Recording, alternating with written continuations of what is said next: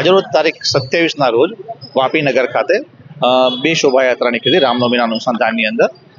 બંને રામનવમીની શોભાયાત્રા છે ખૂબ ધામધૂમપૂર્વક ઉલ્લાસપૂર્વક લોકોએ ઉજવી છે અને આ તમામની અંદર પોલીસ તંત્રની સાથે સાથે નગરપાલિકા મહાનગરપાલિકાના તથા વહીવટીતંત્રનો પૂરો સપોર્ટ મળ્યો છે। આ ઉપરાંત બંને સમાજના આગેવાનો મુસ્લિમ સમાજ અને હિન્દુ સમાજના આગેવાનોએ પણ એકમેક સાથે મળી ખભા મિલાવીને આ પ્રસંગને શાંતિપૂર્ણ ઉજવાય તે માટે ખૂબ પ્રયત્ન કરેલ છે અને વલસાડ પોલીસે સતત બંદોબસ્ત રાખી અને ચુસ્ત બંદોબસ્ત હેઠળ આ કોઈ પણ અનિચ્છનીય ઘટના બનાવ વગર આ પ્રોસેસ ચાલી રહ્યા છે।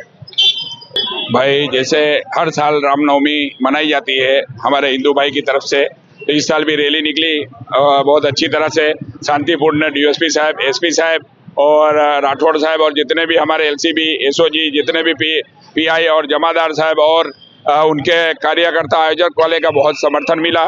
मस्जिद के पास से रैली गई, शांतिपूर्ण निकल गई। भाई थोड़ा जो भी हर साल रहता है उसी तरह इस साल भी पब्लिक थी और बहुत शांति से हमारे वापी में जैसे गंगी अपनी तहजीब चलती है, वलसाड़ जिले में अमन और सुकून है, उसी तरह ये भाईचारे की मिसाल है कि सब जन अपना त्यौहार अपने हिसाब से मनाते हैं। हिंदू हो मुस्लिम हो, हर त्यौहार में एक दूसरे के साथ मिल के खड़े रहते हैं। बस यही गंगी जमनी तहजीब है और यही हमारा हिंदुस्तान की शान है और वलसाड़ जिले की शान है कि हमेशा वलसाड़ जिला अमन और सुकून का गहवारा रहा है।